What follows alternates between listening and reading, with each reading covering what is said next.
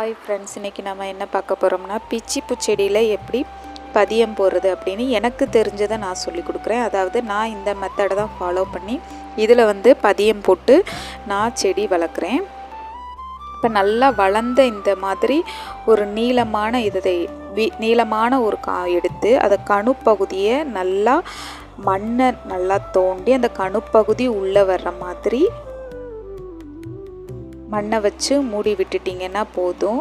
ஒரு 2 வாரம் அப்படியே விட்டுருங்க. மேலே கல்லை வேணால் வச்சு மூடி வச்சுருங்க. ஏன்னா தண்ணி ஊற்றும் போது மேலே எலும்பி வர வாய்ப்பு இருக்குது. அதனால் நல்லா மூடி வச்சுட்டு ஒரு 2 வாரம் சென்று பாருங்கள், நல்லாவே வேர் வந்திருக்கும். நான் இப்படி தான் ஒரு 2 வாரத்துக்கு முன்னாடி வச்சதை இப்போ நாம் எடுத்து பார்க்கலாம் எப்படி இருக்குன்னு நான் சொல்கிறேன்.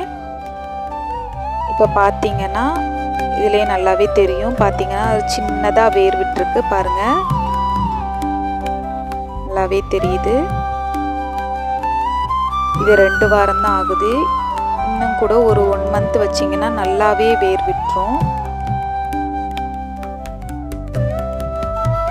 இங்கே பாருங்கள், இது இன்னொரு இடத்துல நான் வச்ச பதியம் பாருங்கள், நல்லாவே வேர் விட்டுருக்கு. இந்த மாதிரி நீங்கள் புதுசாக நீங்கள் செடி வாங்காமலே வீட்டில் உள்ள செடியை வச்சே பதியம் போட்டு நீங்கள்